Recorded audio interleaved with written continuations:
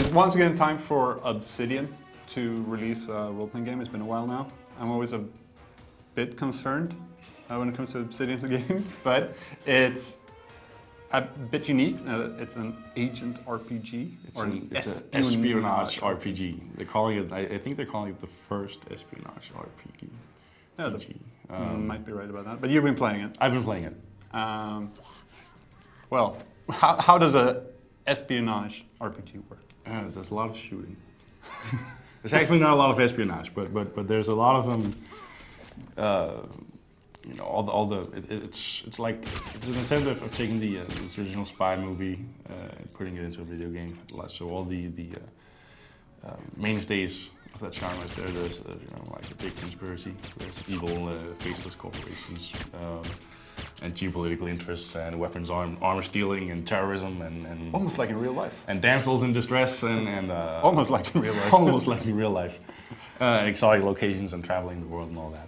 And obviously in a espionage RPG, or well, in an RPG in general, the storyline is quite important. Oh yeah, the storyline. How does that work out with all the staples of the spy genre? It's pretty good. You play this guy called Mike Thornton. He's a new recruit in this secret agency called Alpha Protocol. That's so secret it hardly even knows it exists itself. And for his first mission, he's sent to Saudi Arabia to track down some missiles that have been used by a terrorist organization called Al-Samad in shooting down commercial airliners. And while there, he uncovers a plot that the weapons manufacturer Holbeck is supplying weapons to the terrorists and trying to create conflict throughout the world in an attempt to start a new Cold War so they can make tons of money selling new weapons to everybody. And then he's betrayed by his own organization and he has to go rogue and travel the world and find out who backstabbed him and stop the Halbeck from achieving their goals and all that. The good old spy. The good old spy story. We have betrayal. Oh yes. But okay, so that's the storyline. How does a spy RPG work gameplay-wise? You shoot a lot of people. Spy seems to do that. Yeah, I mean, you have you at the beginning of the game you pick between three classes or backgrounds for the character. Like you can be a former soldier, which puts a lot of emphasis on shooting. He can be a former field operative for the CIA or something, so he can. So it's more stealth-oriented approach, still with a lot of shooting. You know. Or you can be sort of a computer genius gadget freak, so you use lots of items and grenades and hacking devices and stuff like that. Still blowing people up, obviously. Still blowing people up. Combat is pretty inevitable in many of the levels. So how does the combat work? It's a sort of the combat is sadly, you know, it's a bit of a weak point in the game, which. You know, might sound like a really big problem for a game that's so combat oriented, but it's in my opinion it ranges from sort of meh to okay-ish.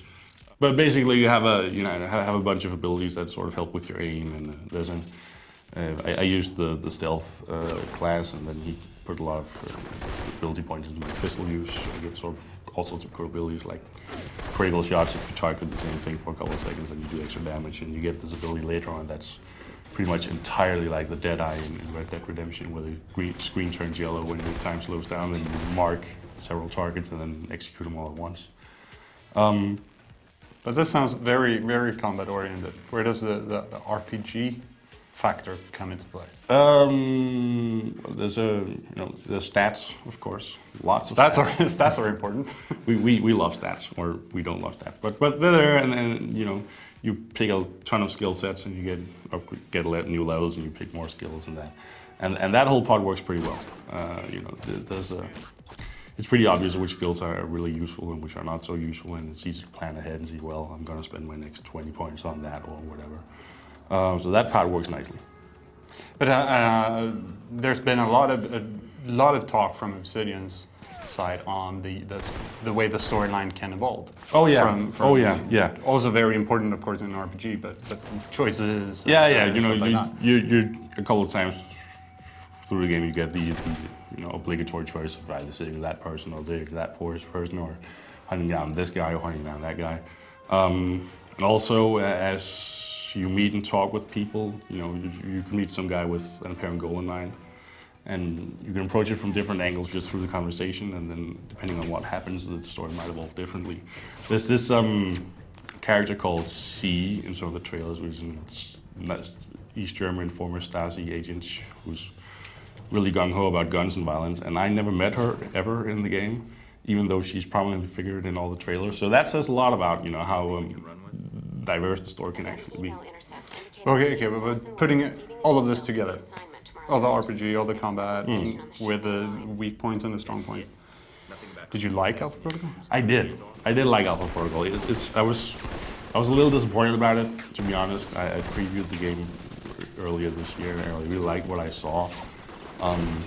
Didn't quite live up to my expectation. I get this feeling that, you know, it could have been much better than it actually is, but it's still pretty decent.